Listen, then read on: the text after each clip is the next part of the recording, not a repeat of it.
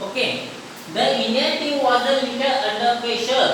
बघा Indian team जी होती ती खूप मोठ्या दबावामध्ये होती. त्यांच्यावर मानसिक ताण होता. कसा? As they had lost to Germany, कारण ते जर्मनी पासून हरलेले होते, पराभूत झालेले होते इन द प्रॅक्टिस मॅच. जी प्रॅक्टिस मॅच त्यांची झालेली होती जर्मनी सोबत, त्या प्रॅक्टिस मॅच सोबत ते हरलेले होते.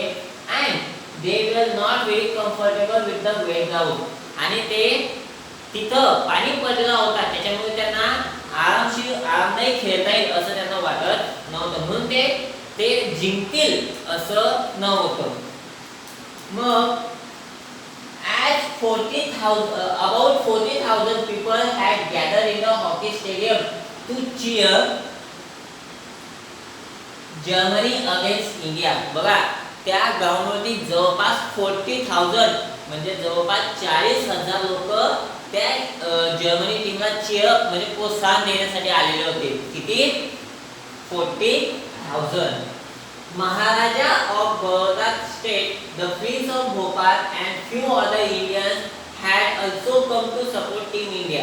आणि टीम इंडियाला सपोर्ट करण्यासाठी किती आलेले होते?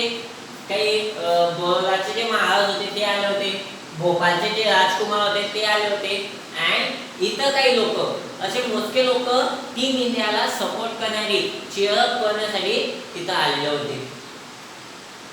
The match started exactly at 11 AM. बघा तिची काही मॅच होती ती एक्झॅक्टली 11 वाजता चालू झाली. AM मीन्स काय?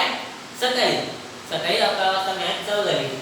The German team had adopted a novel strategy of using the Indian technique of short distance passes against the Indian team itself. बघा जी जर्मनी टीम होती त्या जर्मनी टीमने काय केलं, भारताची जी टेक्निक होती तीच टेक्निक यूज केली. कसे? शॉर्ट पासेस, म्हणजे एकाकडून दुसऱ्याकडे, दुसऱ्याकडून तिसऱ्याकडे, चौथ्याकडे, असे छोट्या डिस्टन्स मध्ये इंडियन टीम जे पास करत होती, जे बॉल एकमेकांना प्लेअरकडे देत होती, तीच टेक्निक त्या जर्मनी टीमने यूज केली भारताविरुद्ध. म्हणजे भारताचीच टेक्निक त्यांनी भारताविरुद्ध यूज केली. मग they had resorted to very aggressive play. त्यांनी खूप जोरदार आक्रमक, ॲग्रेसिव्ह म्हणजे काय? आक्रमक म्हणजे जसं आपल्याला राग येतो, आपण जर संतापामध्ये अभ्यास करतो, तर एकदम आक्रमक ते प्ले करत त्यांचा गेम जो होता तो खेळत होते. Indian team was offering and equally strong resistance. आणि मग इंडियन टीम सुद्धा जसे ते ॲग्रेसिव्ह होते तसे हे सुद्धा इक्वल प्रमाणात काय करत त्यांना रोखत होते. No team could make a goal during the first half hour. पहिल्या अर्ध्या तासामध्ये कोणत्याही टीमने तिथं गोल केलेला नव्हता. हॉकी बघितली तुम्ही? हॉकीला कसं असतो? एक जो डी असतो त्याच्यामध्ये बॉल पाठवायचा असतो, बरोबर ना? मग कोणत्याही टीमने, इंडियन किंवा जर्मनी, कोणत्याही टीमने तिथं गोल पास केलेला नव्हता. मग ड्युरिंग द 32 सेकंड्स मिनिट म्हणजे 32व्या मिनिटाला Roop Singh scored a first goal. Roop सिंगने काय केलं? एक गोल त्या आपला जो बॉल होता त्या डी बॉक्स मध्ये त्याने टाकला. Hitting the ball towards the goal post from the difficult angle, म्हणजे एका कठीण अँगल करून त्याने बरोबर त्या गोल पोस्ट मध्ये काय केलं, त्याने गोल केला होता. कितव्या मिनिटाला? 32 मिनिटाला, बरोबर, 32व्या मिनिटाला. मग in the second half of match the Indian team found a firm footing. बघा, आणि मग ज्यावेळेस दुसरा हाफ चालू झाला, पहिल्या हाफला कोणाचाच गोल नव्हता, म्हणजे पहिल्या अर्ध्या तासामध्ये 30 मिनिट मध्ये कोणाचा एकही गोल झालेला नव्हता. मग सेकंड हाफ मध्ये काय झालं? इंडियन टीम जास्त मोर अग्रेसिव्ह झाली, जास्त आक्रमक झाली. The entire team played as one and made 3 more goals against Germany. मग इंडियन टीम जी होती सर्व एकच आहे असं मिळून ती खेळू लागली आणि त्यांनी अजून 3 गोल केले होते. आधी रूप सिंगने एक गोल केला, त्याच्यानंतर परत अजून 3 गोल त्यांनी केले. 2 of them were made by captain of Indian team Dhyanchand. बघा, आणि 2 गोल कोणी केले त्याच्यामध्ये? जे त्या हॉकी टीम इंडियन हॉकीचे जे कॅप्टन होते ध्यानचंद, त्यांनी 2 गोल केलेले होते.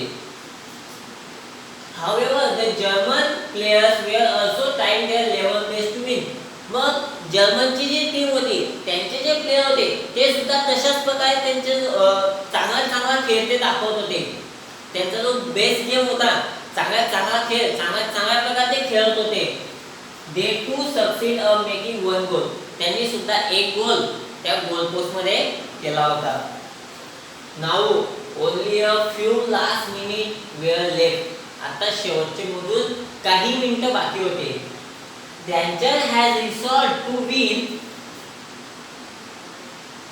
बघा ध्यानचंदांनी ठरवलं की आपल्याला मॅच जिंकायची आहे. The match at any cost without allowing German to make any more goal. त्यांनी ठरवलं होतं की आता आपल्याला ही मॅच काय करायची आहे, जिंकायची आहे. ॲट एनी कंडिशन, कोणत्याही परिस्थितीमध्ये आपल्याला ही मॅच काय करायची आहे, जिंकायची आहे. आणि त्या जर्मन टीमला एकही गोल करू द्यायचा नाही असं त्यांनी ठरवलं होतं. His spike shoes were making it difficult for him to run fast on the wet ground. बघा त्यांचे जे शूज होते, ध्यानचंदांचे जे स्पाइक शूज म्हणजे त्यांना छोटे काटे असतात, जे प्लेयर्स असतात त्यांचे शूज असतात त्यांना बारीक खिळे असतात, जेणेकरून त्यांना पळताना इझी जात असतं. पण वेट ग्राउंड असल्यामुळे ओलं असल्यामुळे ध्यानचंदांना पळण्यासाठी अडचण येत होती. ते फास्टली पळू शकत नव्हते. मग ही रिमूव्ह द शूज. मग त्यांनी काय केलं, त्यांचे शूज आणि सॉक्स काढून घेतले. And began to run barefoot. Barefoot म्हणजे काय, अनवाणी, पायात काहीच नाही, चप्पल पण नाही, बूट पण नाही आणि सॉक्स पण नाही.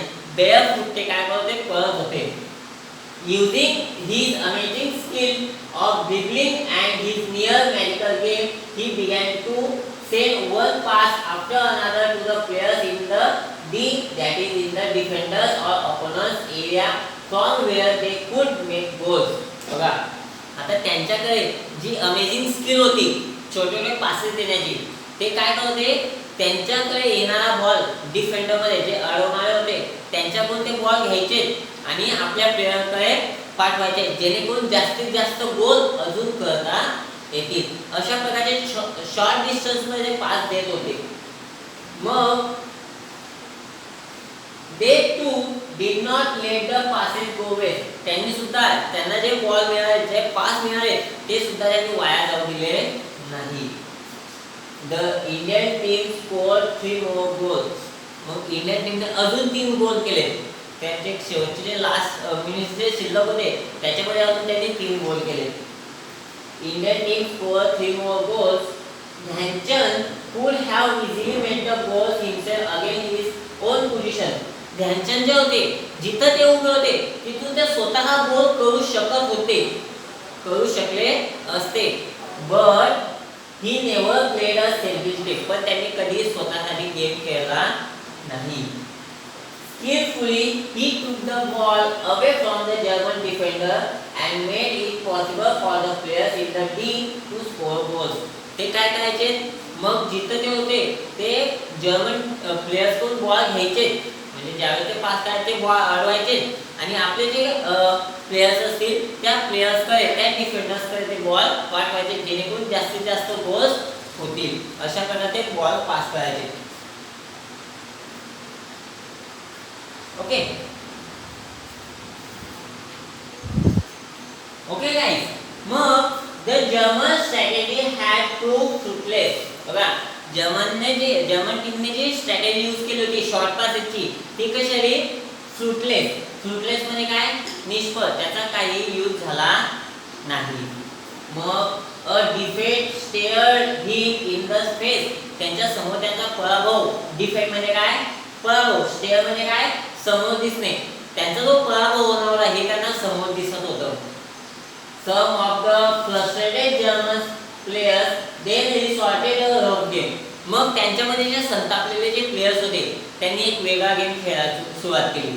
कशी, the German goalkeeper fouls on Dhyanchand and hurt him. German goalkeeper जो गोल थांबवतो त्याने काय केलं, जे ध्यानचंद होते त्यांना इंज्युअर्ड केलं, त्यांना जखमी केलं. मग but Dhyan Chand was a true soldier. पण ध्यानचंद जे होते खरे सैनिक होते. त्यांनी काय केलं, आफ्टर लिटल फर्स्ट एड, छोटीशी मलमपट्टी त्यांनी केली, फर्स्ट एड केला, and he immediately returned to the field and held the spectators spellbound with his game. ते वापस काय आले, त्या मैदानावरती आले आणि ते मैदानावर त्यांचा गेम ते खेळू लागले. At last he scored the last goal of the match just as the game drew to close. आणि जसा खेळ संपणार होता त्याच टायमाला त्यांनी एक गोल अजून केला. खेळण्याच्या जो त्यांचा गेम जो होता जो स्टॉप होईल त्याच वेळेस त्यांनी काय केला, अजून एक गोल त्यांनी केला. The Indian team had won the third time in a row. Indian टीमने लगातार 3 मॅचेस जिंकलेल्या होत्या. लगातार 3 मॅचेस जिंकलेल्या होत्या. It was a hat-trick. ती काय त्यांची हॅट्रिक म्हणजे 3 मॅचेस जिंकले तर आपण काय म्हणतो, हॅट्रिक झाली. इन क्रिकेट जर क्रिकेटमध्ये आपण 3 छक्के मारले तर काय म्हणतो आपण, सिक्सरची हॅट्रिक झाली. जर समजा 3 विकेट घेतल्या तर आपण काय म्हणतो, विकेट्सची हॅट्रिक झाली. तसे त्यांनी 3 गेम जिंकलेले होते म्हणून त्यांची काय झालेली होती, हॅट्रिक झालेली होती. पुढे बघा, Indians were the third time winner of the Olympic gold medal. म्हणजे त्यांनी 3 वेळेस ऑलिम्पिकचं गोल्ड मेडल जिंकलेलं होतं. किती वेळेस, 3 टाइम्स. काय जिंकलं त्यांनी, ऑलिम्पिक गोल्ड मेडल. मग पुढे, although Hitler left the stadium before the match was over. बघा, हिटलर जो तिथं मॅच बघण्यासाठी आलेला होता, जरी तो त्यांची मॅच संपण्याच्या आधीच तो तिथून निघून गेलेला होता. मॅच संपण्याच्या आधीच काय होतं, तो निघून गेलेला होता. He was impressed by Dhyan Chand game. तो काय इम्प्रेस झाला, जास्त प्रभावित झाला होता. त्या हिटलरला ध्यानचंद यांचा गेम आवडलेला होता. It is said that German detectives had offered the Dhyanchand a high salary. बघा, असं म्हटलं जातं की त्या जर्मनचे एक डिटेक्टिव्ह म्हणजे एक जो जासूस होता त्याने काय केलं होतं, ध्यानचंद यांना सांगितलं होतं की आम्ही तुला चांगली सॅलरी देऊ, चांगला पगार देऊ. ओके, फक्त काय करायचं होतं, and rank in the German army. आणि तुला जर्मनच्या आर्मीमध्ये, सैन्यामध्ये एक चांगलं एक पोझिशन सुद्धा देऊ, चांगल्या स्थानावर तुला ठेवू.